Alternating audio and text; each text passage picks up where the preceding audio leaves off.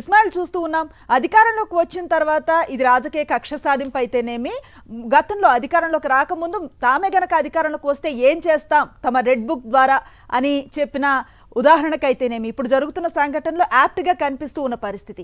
వీటి మీద రేపు వైఎస్ఆర్సీపీ అధినేత వైఎస్ జగన్ ఢిల్లీ వేదికగా ధర్నా చేయబోతున్నారు. ఎట్లా అడ్రస్ చేయబోతున్నారు ఇష్యూస్ని, ఏం చేయబోతున్నారు అంటే ఏం చెప్తారు? డెఫినెట్గా ఇదొక సింబాలిక్ ప్రొటెస్ట్. ఇక్కడికి ఢిల్లీకి వచ్చేసి కేవలం ధర్నా చేయడం ద్వారా సమస్య పరిష్కారం అవుతుంది కాదు. ఇక్కడ వచ్చిన చెప్పి ప్రపంచానికి అసలు ఏం జరుగుతుంది ఆంధ్రప్రదేశ్లో. ఎందుకంటే పూర్తిగా చంద్రబాబు నాయుడు మీడియాను కంట్రోల్ చేసేటువంటి ప్రయత్నం చేస్తున్నారు.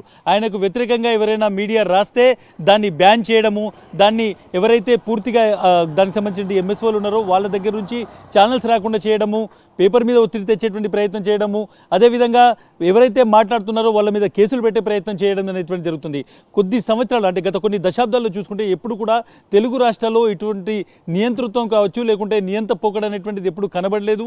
కేవలం వైఎస్ఆర్సీపీ జెండా పట్టుకున్నారని, తెలుగుదేశం పార్టీకి వ్యతిరేకంగా రాజకీయంగా పనిచేశారనేటువంటి దురుద్దేశంతో వాళ్ళ పైన పూర్తిగా దాడులు చేయడము, వాళ్ళు లేకుండా చేయడం అనేటువంటిది కంటిన్యూగా గత 50 రోజుల నుంచి మనం చూస్తున్నాం. సో ఈ మొత్తం ఏదైతే జరుగుతున్నటువంటి ఈ అన్యాయాన్ని, అరాచకాన్ని దేశం దృష్టికి తీసుకెళ్లాలనేటువంటిది రేపు పెడుతున్నటువంటి ఈ నిరసన కార్యక్రమం యొక్క ప్రధానమైనటువంటి ఉద్దేశం. అందుకోసమే రేపు ఈ కార్యక్రమాన్ని పెట్టారు. దీన్ని ఒక సింబాలిక్ ప్రొటెస్ట్ అని చెప్తున్నారు. జగన్మోహన్ రెడ్డి జరిగినటువంటి ఇక్కడ అకృత్యాలన్నింటినీ కూడా ప్రతి ఒక్కరికి, ఇక్కడ ఉన్నటువంటి నేషనల్ మీడియా కావచ్చు, లేకుంటే ఇతర పొలిటికల్ పార్టీస్ కావచ్చు, ప్రతి ఒక్కరి దృష్టికి తీసుకెళ్లబోతున్నారు. ఇప్పటికే ఎవరైతే కాన్స్టిట్యూషనల్ హెడ్స్ ఉన్నారో, ముఖ్యంగా ప్రధానమంత్రి నరేంద్ర మోదీ నుంచి రాష్ట్రపతి, అదేవిధంగా ముఖ్యమైనటువంటి నాయకులకు సంబంధించినటువంటి అపాయింట్మెంట్లు కూడా కోరడం జరిగింది.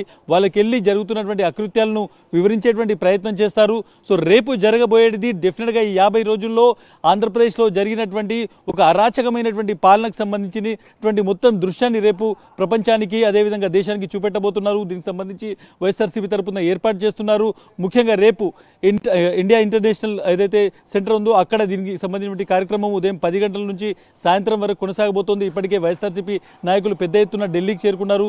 సామాన్య కార్యకర్తలు కూడా ఎవరికి వారుగా ఇండివిజువల్గా ఒక పార్టీ కార్యక్రమం లాగా వాళ్ళు ఇక్కడికి వస్తున్నటువంటి పరిస్థితి. సో డెఫినెట్గా ఈ కార్యక్రమం ద్వారా అరాచకాలను, అన్యాయాలు అయితే గత 50 రోజులుగా అక్కడ ఉన్నటువంటి కూటమి ప్రభుత్వం పెంచి పోషిస్తుందో దాన్ని ఇప్పుడు దేశం దృష్టికి తీసుకెళ్లేటువంటి ప్రయత్నం చేస్తుంది. ఉదయం నుంచి చాలా మంది లీడర్స్తో మనం మాట్లాడుతున్నాం. ప్రతి ఒక్కరు కూడా చాలా దారుణమైనటువంటి సిచ్యువేషన్. గతంలో చాలా ప్రభుత్వాలు మారాయి, చాలాసార్లు అధికార మార్పిడి జరిగింది, కానీ ఎప్పుడు కూడా ఇటువంటి అరాచకం జరగలేదు. మొదటిసారిగా ఒక భయభ్రాంతులకు గురి చేసేటువంటి ప్రయత్నము, రాజకీయంగా అపోనెంట్స్ ఎవరైతే ఉన్నారో, పొలిటికల్గా ఎవరైతే తమతో ఏకీభవించారో వాళ్ళు లేకుండా నామరూపాలు లేకుండా చేసేటువంటి ఒక కుట్ర జరుగుతుందో ఇది పూర్తిగా తప్పు అనేటువంటి దాన్ని దేశం దృష్టికి తీసుకెళ్లేటువంటి ఒక ప్రయత్నంలో భాగంగానే రేపు జరగబోయేటువంటి కార్యక్రమం అనుశ్రీ.